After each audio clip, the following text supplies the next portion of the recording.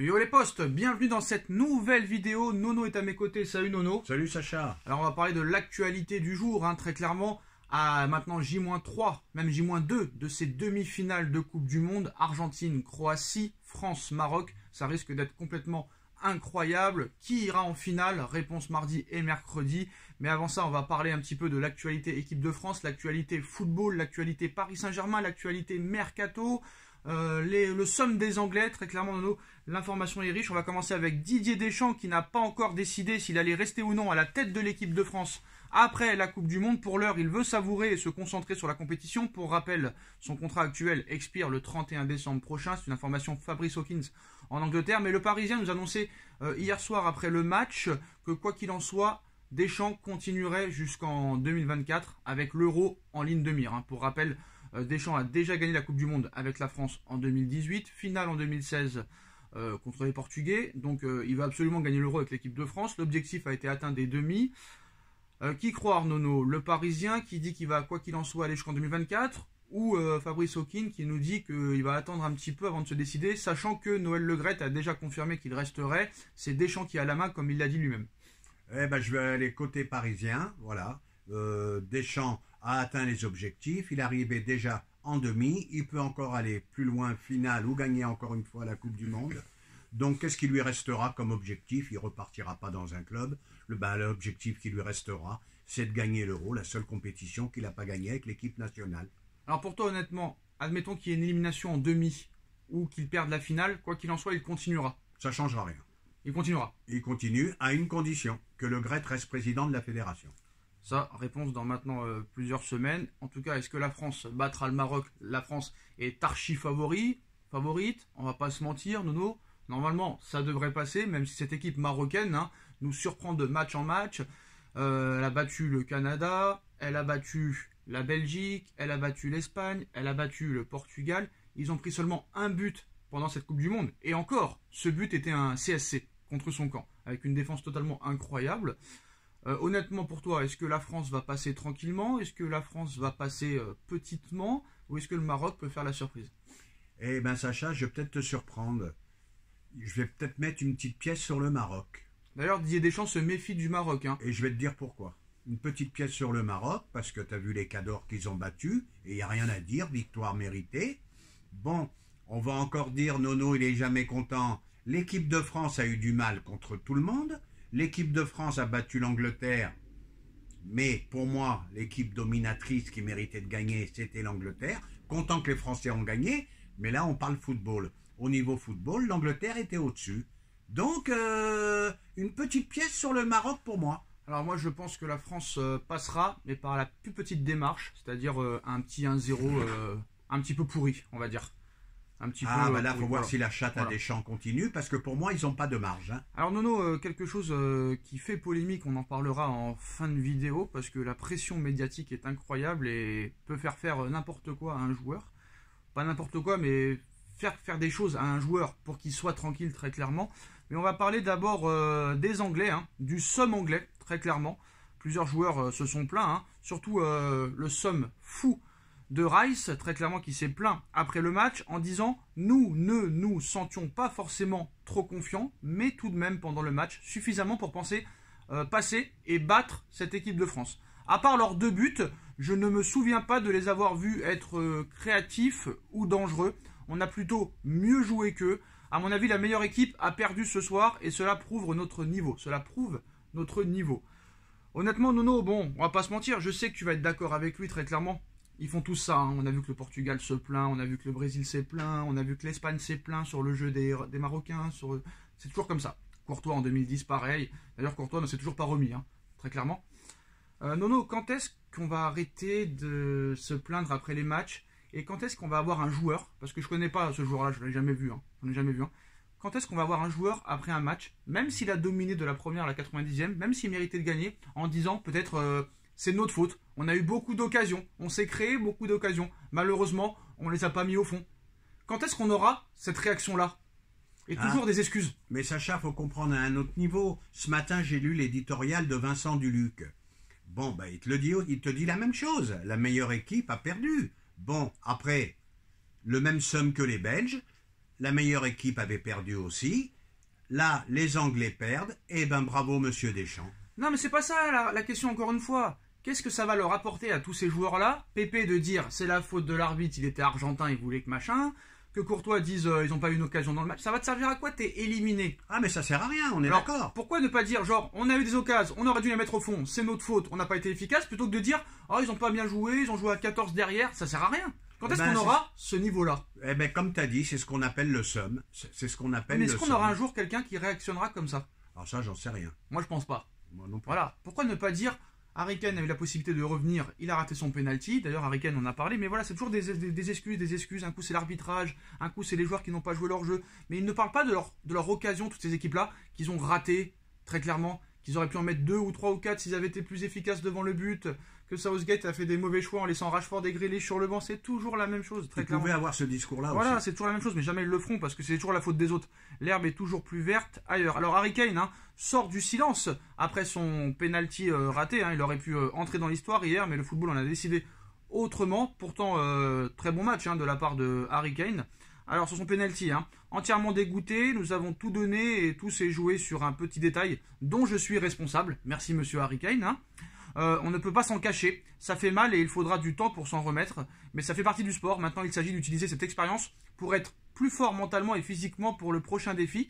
Merci pour le soutien que vous m'avez apporté tout au long du tournoi, cela signifie beaucoup. Ça c'est une vraie réaction de champion, Nono.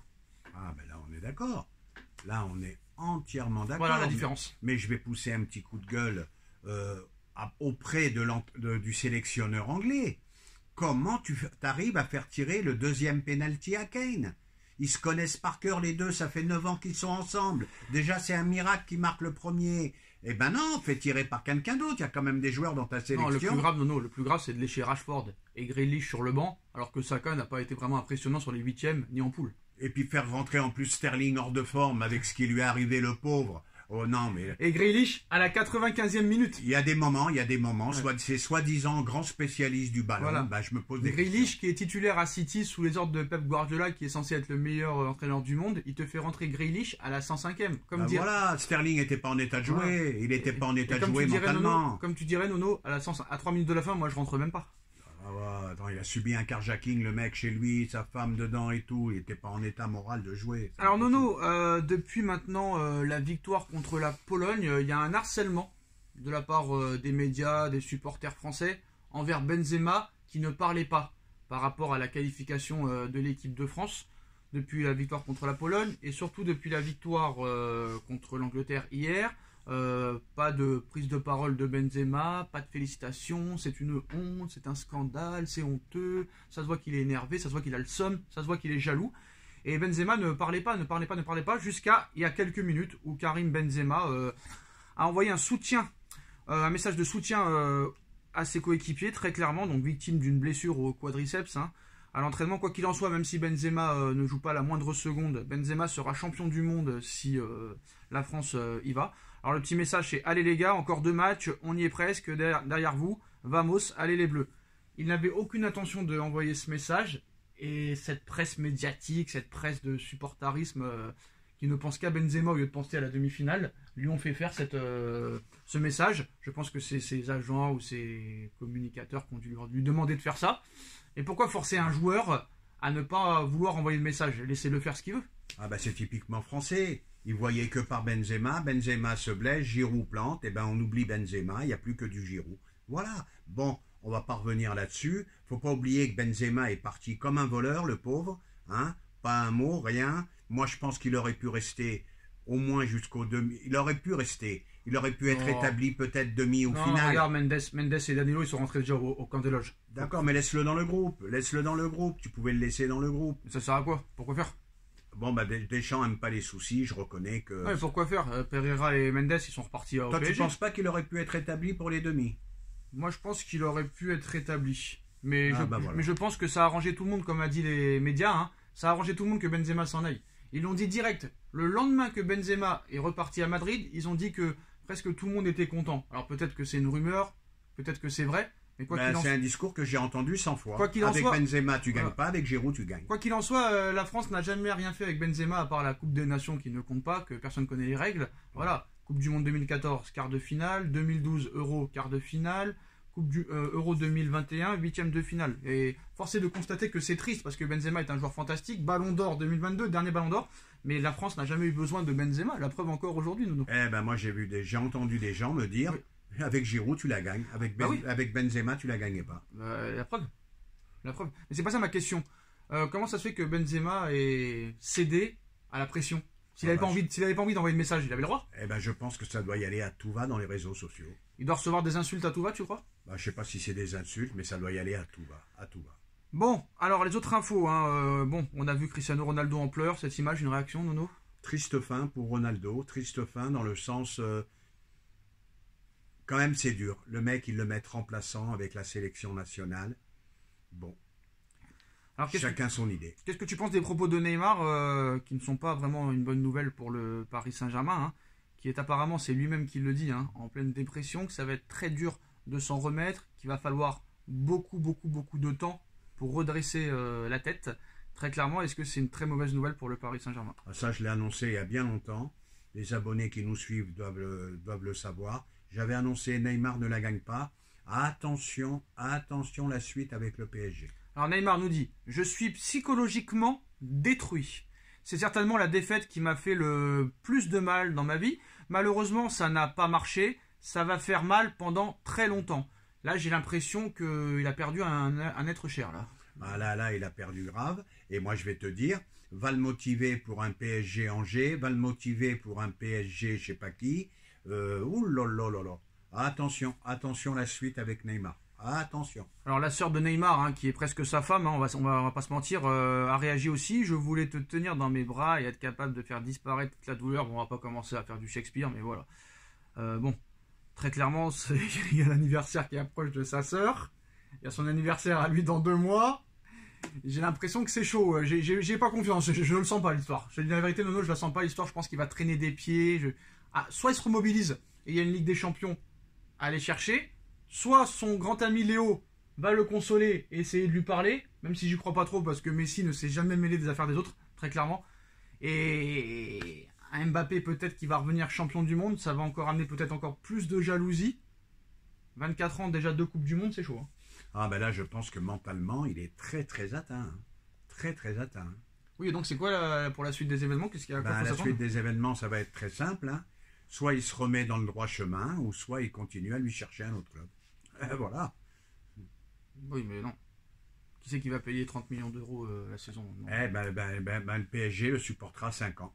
Qu'est-ce que tu veux que je te dise? Non, mais c'est pas encore ma question. Bon, je vais essayer de la tu me dis quel club va payer autant? D'accord, non, c'était pas ma question, mais c'est pas grave. Ma question était, pour les 5 prochains mois, la deuxième partie de saison, à quoi faut s'attendre avec Neymar? Cher Sacha, je vous ai répondu, cher ami. D'accord. Je vous ai répondu. On va avoir un Neymar méconnaissable. D'accord, donc aucune chance d'avoir un Neymar connaissable. Connaissant son mental, je ne sais pas s'il va pouvoir revenir mentalement et physiquement. Très bien, ça nous annonce des bonnes nouvelles tout ça. Hein. On verra, il y a un mercato qui va s'ouvrir maintenant dans moins de 3 semaines, dans moins de 20 jours. Dites-nous en commentaire ce que vous en pensez. On like, on partage, on commente, on s'abonne. Et on se retrouve très vite pour une nouvelle vidéo. Merci Nono, merci à tous. Merci Sacha. Tchuss.